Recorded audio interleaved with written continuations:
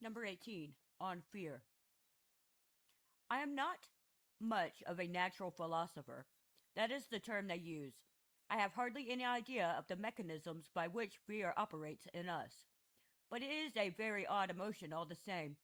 Doctors say that there is no emotion which more readily ravishes our judgment from its proper seat. I myself have seen many men truly driven out of their minds by fear. It is certain that, while the fit lasts, fear engenders them, even in the most staid of men, a terrifying confusion.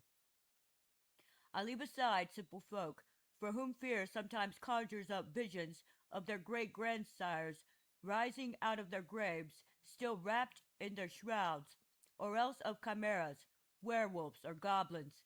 But even among soldiers, where fear ought to be able to find very little room, how many times have I seen it change a flock of sheep into a squadron of knights in armor, reeds or bulrushes into men at arms and lancers, our friends into enemies, a white cross into a red one.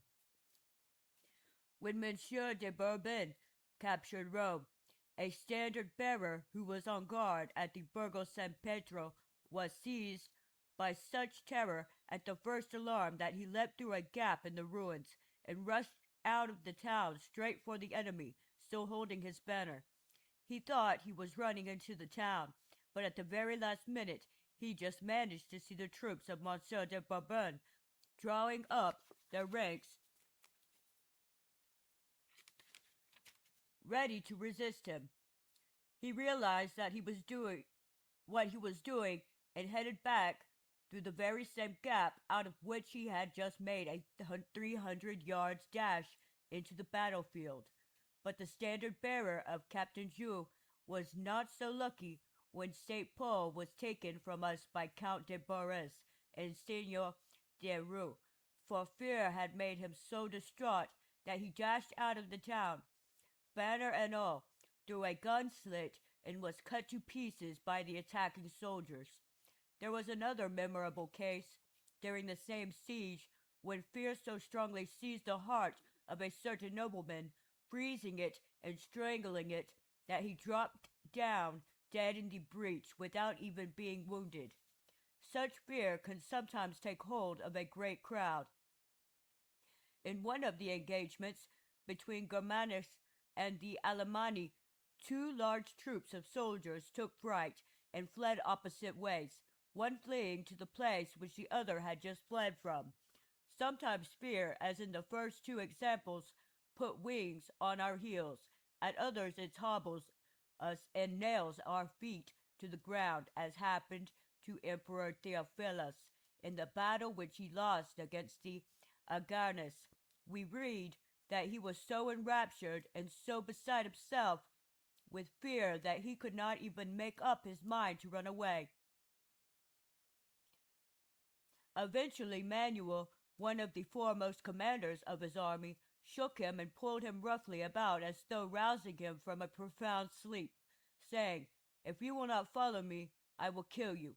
The loss of your life matters less than the loss of the empire if you are taken prisoner." Fear reveals her greatest power when she drives us to perform in her own service those very deeds of valor of which she robbed our duty and our honor.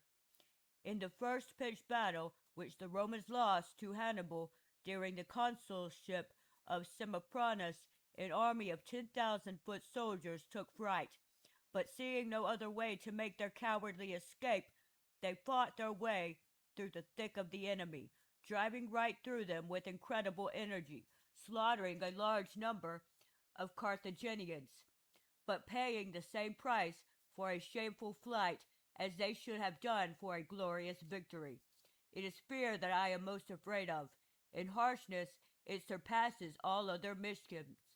What emotion could ever be more powerful or more appropriate than that felt by the friends of Pompey who were aboard a ship with him and witnessed that horrible massacre of his forces?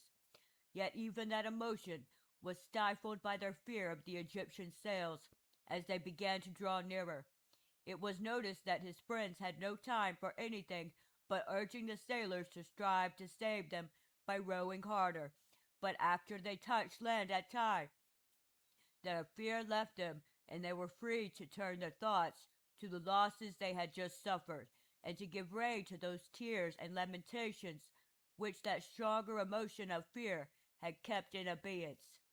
Men who have suffered a good mauling in a military engagement, all wounded and bloody as they are, can be brought back to the attack the following day. But men who have tasted real fear cannot be brought even to look at the enemy again. People with a pressing fear of losing their property, or of being driven into exile or enslaved, also lose all desire to eat, drink, or sleep, whereas those who are actually impoverished, banished, or enslaved often enjoy life as much as anyone else.